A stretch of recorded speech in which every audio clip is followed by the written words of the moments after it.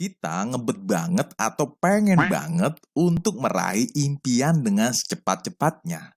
Tapi nih, karena harapan fantasi kita dengan proses nyata kita tidak sebanding, sehingga timbullah namanya stres dengan mengeluh. Kok nggak sampai-sampai impian gue? Halo guys, selamat datang di podcast Inspirasi Growing. Apakah lu sibuk memikirkan masa depan dan terlalu banyak berfantasi yang lu ciptakan dan lu jadi stres sendiri akan hal itu? Nah, bagaimana cara mengatasinya? Jawabannya di podcast ini ya guys. Gue akan berbagi inspirasi dan bagaimana kekuatan bersyukur membantu mengurangi stres lo, dan ini pun berdasarkan penelitian yang ada. Yuk kita simak podcast ini sampai tuntas ya guys. Leadership is fun. Lu pernah merasakan bahwa kadang kita selalu memikirkan hal-hal masa depan kita, seperti apa yang kita bisa atau dapat kita raih dari masa depan kita. Kemudian memikirkan target-target untuk mencapai impian kita. Kemudian merencanakan kegiatan dan strategi masa depan kita. Sampai nih kita pikirkan membayangkan peluang dan ancaman yang dapat mengubah masa depan kita guys. Hal ini adalah kegiatan sehari-hari manusia, terutama manusia modern guys.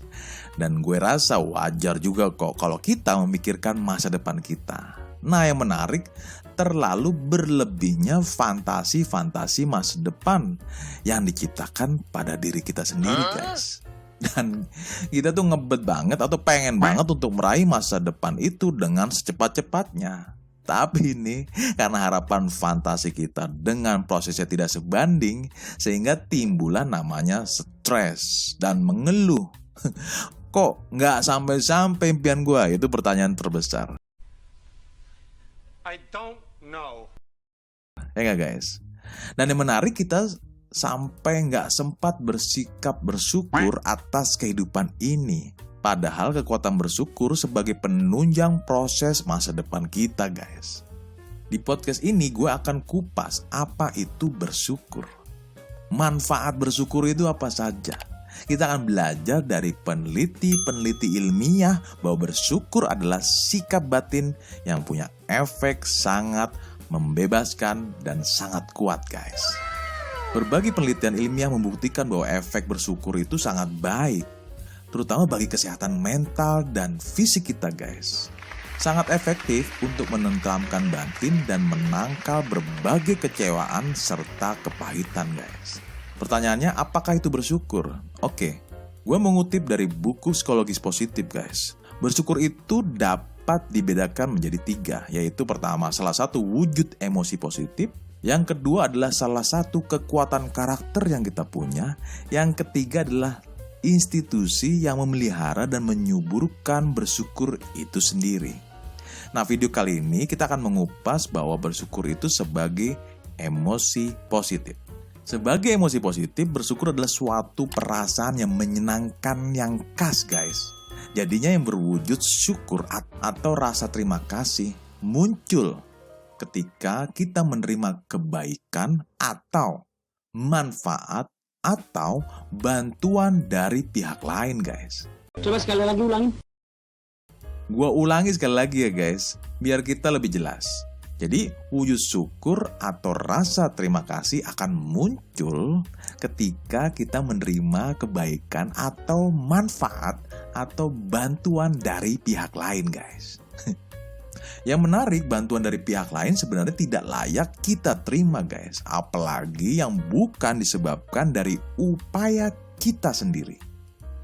Nah itu definisi dari psikologi positif, yaitu dari Bapak Amen dan Bapak Mahalak di tahun 2004 guys. Ayo kita kupas lebih detail lagi agar lebih jelas. Yang pertama, mari kita sadari bahwa bersyukur itu selalu meliputi pihak yang lain yang memberikan sesuatu yang bernilai kepada kita.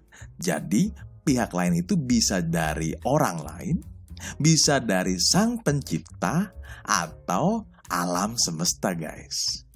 Yang pasti bukan dari diri kita sendiri. Sekalipun nih kita perlu berbuat baik pada diri kita sendiri guys. Nah contoh nih biar lebih jelas, yaitu seputar konsep mengasihi diri. Konsep itu bukanlah bersyukur guys. Alangkah anehnya jika kita bersyukur pada dirinya sendiri. Jadi nih bersyukur adalah emosi positif yang sifatnya sosial guys. Coba sekali lagi ulangin. Gue ulang lagi, bersyukur itu adalah emosi positif yang bersifatnya sosial. Yaitu terjadi dalam konteks kebersamaan dengan orang lain, dengan sang pencipta, atau dengan alam semesta. Yang kedua, mari kita sadari bahwa menerima pemberian atau kebaikan dari orang lain umumnya terasa menyenangkan guys. Tetapi nih, tidak semuanya membangkitkan rasa syukur guys.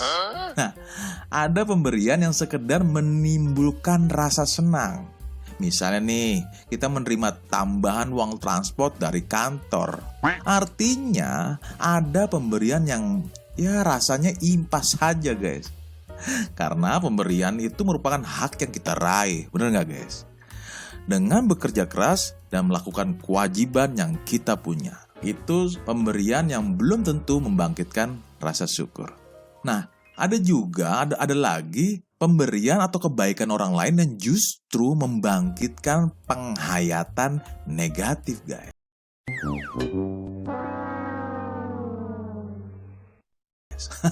Nah ini menarik guys. Misalnya nih, biar kita lebih jelas ya, seputar utang budi nih. Dalam utang budi nih, biasanya seorang pribadi merasa bahwa keberhargaan dirinya telah dikurangi dan dirinya diletakkan dalam posisi yang lebih rendah dari si pemberi. Nah sekalipun si pemberi ya tidak bermaksud apa-apa atau nggak bermaksud seperti itu ya guys. Justru si penerima punya perasaan negatif, misalnya sungkan atau nggak enakan atau malah rendah hati atau rendah diri guys. Nah sehingga utang budi itu menimbulkan emosi negatif terhadap diri sendiri atau si penerima dan juga terhadap si pemberi juga guys. Sehingga utang budi itu menimbulkan emosi negatif terhadap diri sendiri atau si penerima atau terhadap si pemberi guys. Jadi utang budi menimbulkan kegelisahan dan keinginan untuk secepatnya membalas budi demi harga diri dan posisi sosial dirinya guys. Bener gak nih guys kalau kita merasa utang budi ya guys? Oke, pengertian konsep bersyukur sebagai emosi positif. Nah di video berikutnya kita akan kupas bagaimana karakteristik perbuatan baik itu dan membangkitkan rasa syukur. Oke? Nah tetap semangat ya guys, kita akan kupas sebanyak-banyaknya tentang konsep bersyukur. Nah pembahasan nilai bersyukur ini adalah bagian dari program Self Leadership 4.0. Nah, jika lu mau diskusi atau ngobrol-ngobrol tentang seputar self-leadership, lu bisa hubungi tim Growing. Sehingga tim Growing bisa jadi sahabat lu guys. Nah, lu bisa hubungi tim Growing di link yang gue tulis di deskripsi yang di bawah ini. Itu saja pembelajaran buat lu dan gue di podcast Inspirasi Growing hari ini. Oke? Salam Growth Mindset Indonesia. Dan salam Persatuan Indonesia Maju.